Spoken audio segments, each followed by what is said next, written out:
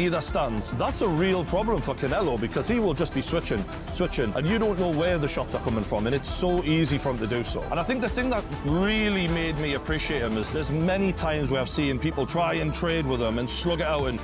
I don't know if it's reachable for him. If anybody can do it, it's him, and I'm contradicting myself. I just don't see it happening, you know? Could it happen? Yeah, it's boxing. Reports suggest Terence Crawford has been training alongside Gennady Golovkin as he prepares for Canelo Álvarez. The partnership has stirred major buzz in the boxing world. With Golovkin's veteran experience, Crawford is said to be sharpening his timing, power, and overall ring IQ. If true, this collaboration could provide the crucial edge Crawford needs heading into one of the toughest fights of his career.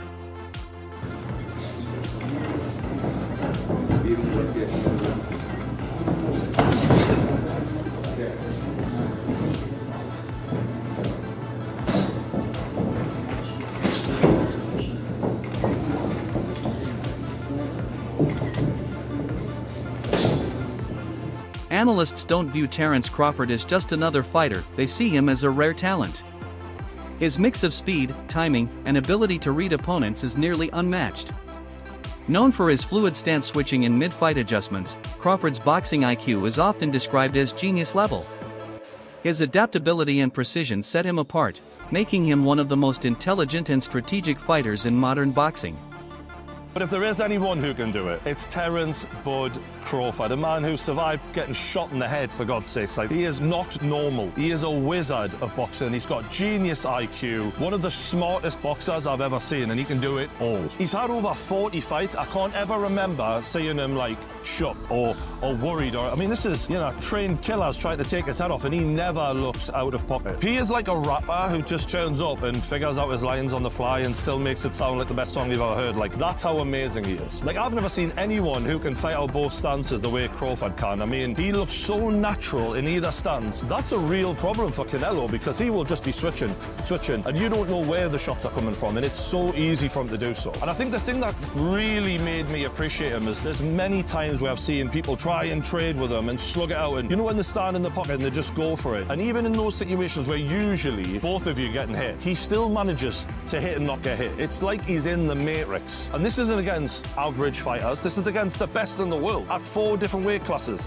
and he's made it look easy pretty much every time he's moved up. I think in the Errol Spence fight, that was a fight that was supposed to be 50-50. The pressure was on. A lot of people thought he was going to lose that fight. He made that look like a boxing lesson, and the reason is when Errol Spence would throw a punch and not get out of the pocket quick enough, he would make them pay every single time. And if people are worried about Canelo's feet being slow, if there's anyone who can punish that, it's Terence Bud Crawford. In terms of weaknesses, these guys, they don't really have weaknesses. They've just got things that they maybe not as amazing at. That's the level we're talking here. Canelo has been accused of being a bit of a slow starter, and, you know, that could be a problem. And Michael Fox addressed the biggest challenge Crawford faces against Canelo: size. Moving up in weight against a naturally bigger, stronger opponent poses real risks. Canelo's physical presence could make exchanges difficult. Still, Fox stressed that in nearly every technical category, footwork, jab, timing, and ring IQ, Crawford holds the advantage. If Crawford can neutralize Canelo's power and avoid being physically overwhelmed, his skills may allow him to outclass the Mexican superstar. I would like to see Bud pull it off. The thing about it is, I think the only disadvantage Bud really has is the weight. I think he has all the skills and attributes that are required to beat a guy like Canelo Álvarez. Canelo's kind of flat-footed. You've seen the fights with Bivol and Laura and even School, who didn't do much, but you see that movement irritates Canelo. You know what I'm saying? When dudes that know how to control the range and stuff like that, he didn't look like the world beater. You know what I mean? The motherfuckers that sat in front of him, them dudes that sat in front of him, we see what he did with him. You know what I mean? But guys like Bivol, who was bigger, but he bouncing in and out. Laura, motherfucking landing counter lefts, and he's circling out, and that shit was fucking with Canelo. Floyd, you know, it probably killed Canelo if Floyd was always only an inch away. Yep. Just a little step back, you know what I'm saying? And he's like, God damn, I feel like I missed by a mile. That's so crazy, because he didn't use no movement. Right. He stood in the pocket. Right, yeah, I mean, G was, you said G? Triple G? No, I said Floyd didn't use no movement. Yeah. He was always where he needed to be in the ring. He was always where he needed to be in the ring. I'm in there to land, then I'm just right here. In there to land, but now I'm right here. It just bad motherfucker, Joe. Like that's what Floyd gotta understand. Floyd was a bad motherfucker. But the movement, having good feet under you, helps against Canelo. New training photos of Crawford's physique sparked both excitement and skepticism online. The images showed him in peak condition with a noticeably sharper, more muscular frame. Fans immediately debated whether the pictures were authentic or exaggerated to intimidate Canelo.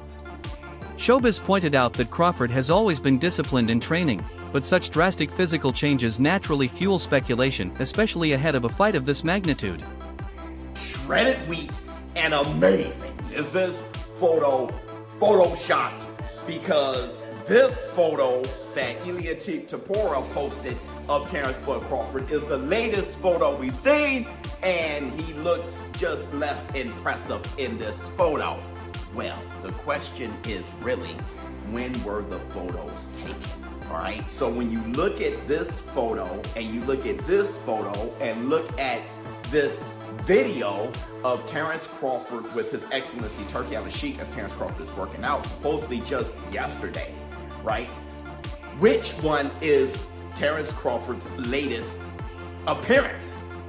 Because even though this is the latest photo you've seen, doesn't mean this is when the photo was taken. The only reason why people are confused is because this latest photo seems to have been taken in Vegas. And this is, we're approaching fight week and Terence Crawford is already in Vegas. Hence the video with him with His Excellency Turki Al-Sheikh in Vegas. Now, let me explain all of this. Well, first you gotta look at the hairstyles, right? Terence Crawford in this photo from Ilia Topuria, his hairstyle is totally different than this hairstyle here with Terence Crawford shredded wheat.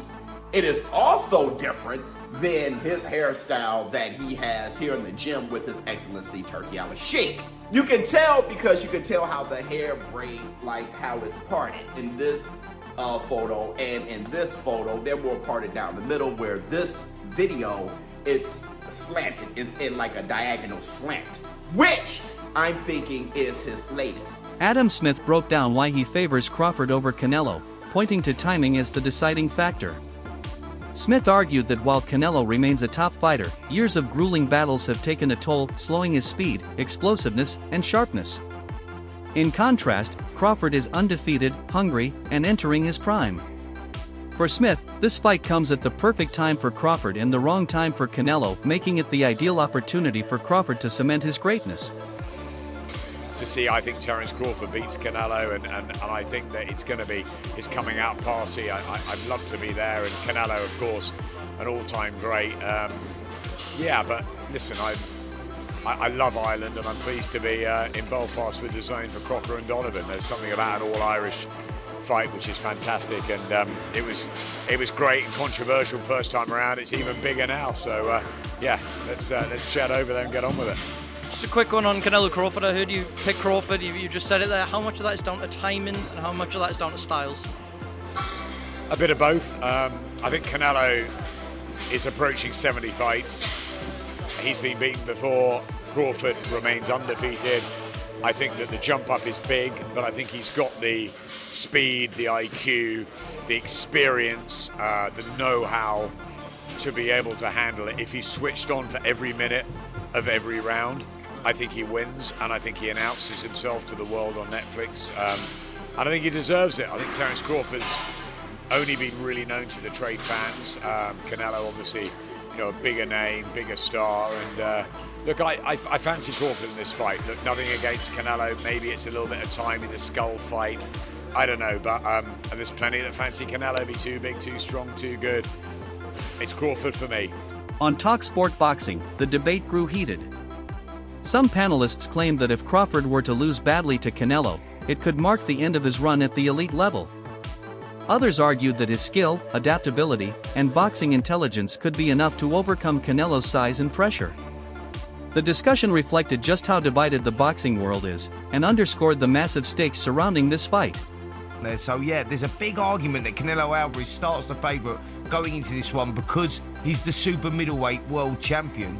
Bud Crawford jumping up to two weight divisions, you know, and he's jumped up a weight division before that as well, beating Errol Spence. You just look at it and go, it's a massive ask here for Terence Crawford.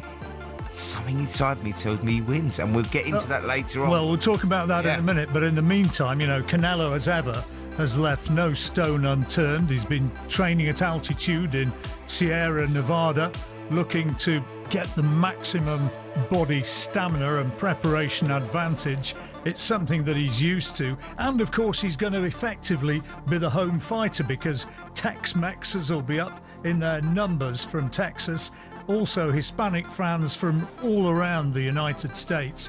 The fight is being made on Mexican Independence Day. I don't think you have to be a great crystal ball gazer to know where the bulk of the crowd is going to be rooting when they step out inside those ropes and their names are bellowed out by the ringside announcer afterwards. Listen, even though the fight happens in America and Terence Crawford is American, it is going to be so pro-Mexican there, you know, because Canelo is accepted. He's like an adopted son there, and Mexican Independence Day, all of that goes so much in favour of Canelo Álvarez. You go, actually, the guy that's a four-division world champion and a superstar of the sport and American will start probably the fan favourite will definitely be Canelo Álvarez. Yeah, definitely. And he's been training with somebody, sparring with a man who he thinks replicates Crawford's style in sparring many rounds against Yaron Ennis.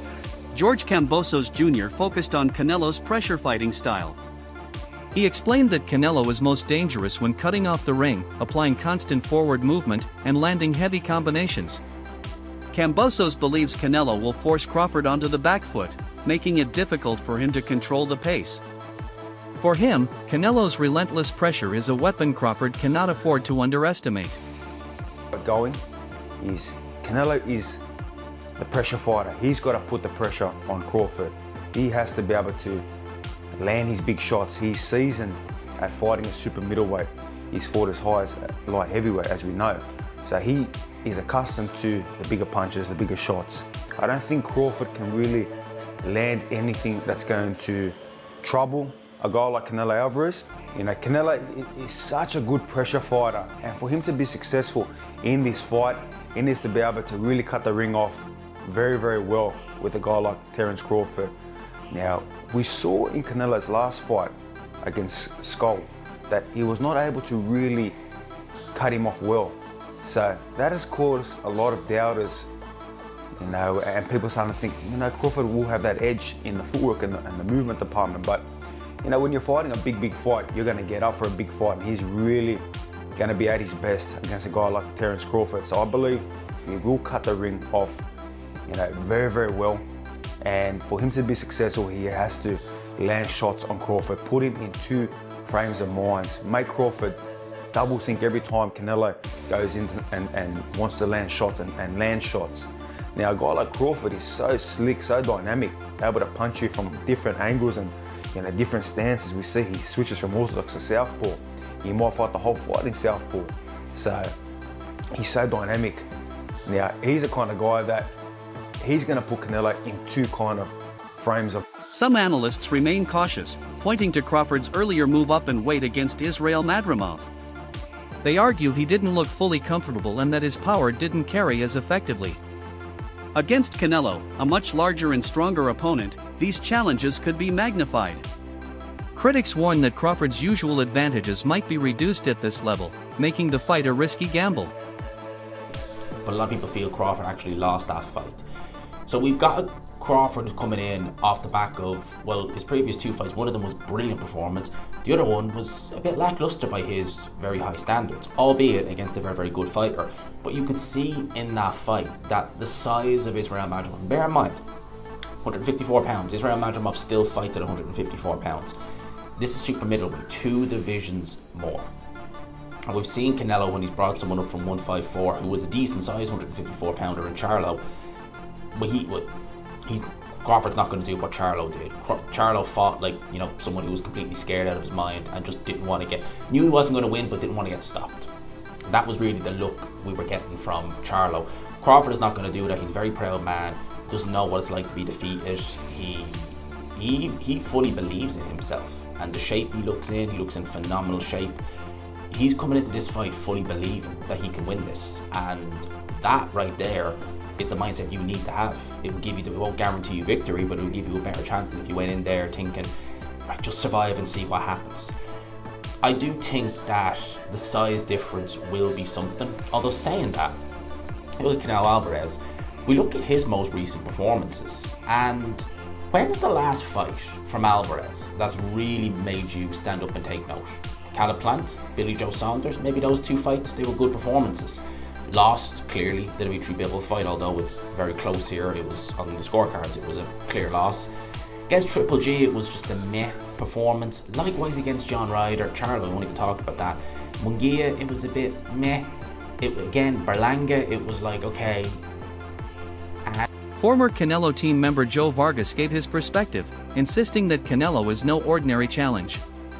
He highlighted Canelo's composure under pressure, elite body punching, and two-handed knockout power. Vargas stressed that Crawford has never faced anyone quite like Canelo, a fighter who combines power with defensive craft. In his eyes, this fight is Canelo's chance to prove he still ranks among the most complete boxers in the sport. This is the first time I pick it. I'm going to go with Canelo on this one.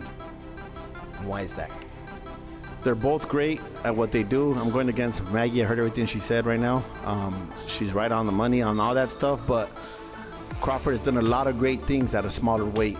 You know, that jump is I don't know if it's reachable for him. If anybody can do it, it's him, and I'm contradicting myself. I just don't see it happening, you know. Could it happen? Yeah, it's boxing. But I just think Canelo's too good at the little things. And what's Crawford's game plan gonna be? You know, that's what's gonna define the fight to me. Do you think Canelo knocks him out? No, but I think, well, that's the only way I think he's gonna win. I think he wants to make a statement. I was going back and forth about Canelo, like everybody talks about, like, for example, when Berlanga fought Shiraz. Did I say it right? Shiraz? Berlanga was engaging with Shiraz. He wasn't engaging with Canelo much, you know? Same thing with Ryder. He didn't engage with Canelo. Munguia did. And it's like, you fight people different. Crawford's not gonna fight him the same way he's fought everybody else. Yeah, he's gonna make great adjustments. He's gonna do some great things. It's not the same till you get hit by Canelo. You know, one time, I remember the first time Ulises Sierra sparred with Canelo, the first time we went to his camp, and he came back after the first round, and I said, "What's up, mijo? How hard does he hit?" He said, "Coach, I can feel his power all the way down to my feet." That wraps up today's video. Stay tuned for more updates on this blockbuster matchup.